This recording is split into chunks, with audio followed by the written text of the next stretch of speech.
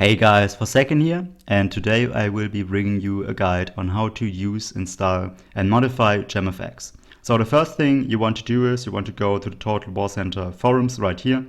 You want to go to the graphic enhancement mod GEMFX subforum, and then you want to go into the thread of the most up-to-date version, which for me right now is 1.0.9. So go into the thread, go on the first page, and what you will see is this thread right here. Scroll down a little bit until you find download and installation.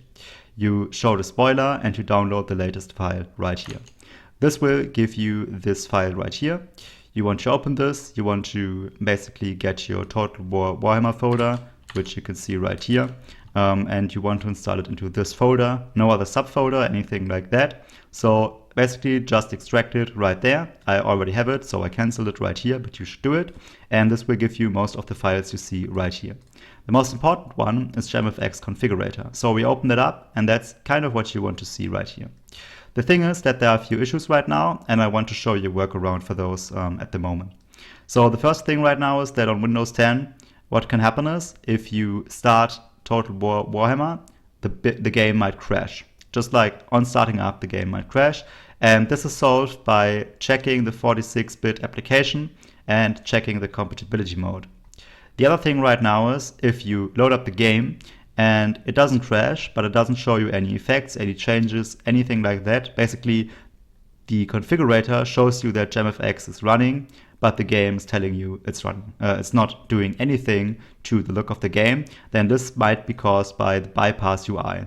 If you have this checked, just uncheck it and you should be fine. The last thing is that some users are reporting issues with the 2x FXAA right here. So I, for one, use the 1x FXAA right here, just so I prevent those issues, and they might get fixed once the new update comes out for GEMFX. GEMFX is a pretty powerful tool. You can modify a lot of stuff, but if you don't want to do that, or you go on the internet and you find a preset that you really like, I just want to show you how you can insert this preset and basically use it yourself. So for example, if you play Rome 2 and you want to look at it like that, for Rome Total War 2, it's a little bit of a different thing, but let's say this is for Warhammer. Then you go into the thread of the preset and you download the preset, for example, right here. And then you go into your download folder. Then you get this preset right here. This is basically how it should be named. If it doesn't have this name right here, you should rename it to this name. Then you go to the GEMFX folder in your Total War Warhammer folder. You go to presets, and then you insert it into current. Let's first disable this or close this configurator. Just remember those settings, and you will see they will change in a moment. So I will close this here. I will insert the settings right here. I will replace the file that's already in there, and then I will start up the configurator, and you can see, for example, the right side wasn't active.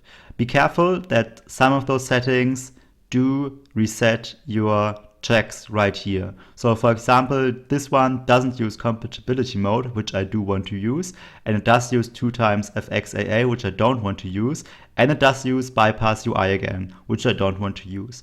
Also, be sure you save those settings every single time, because otherwise it won't save and you will load up the game and it will still have the same problems as it had before. That's it for now. If you liked this guide, be sure to subscribe, and I'll see you next time.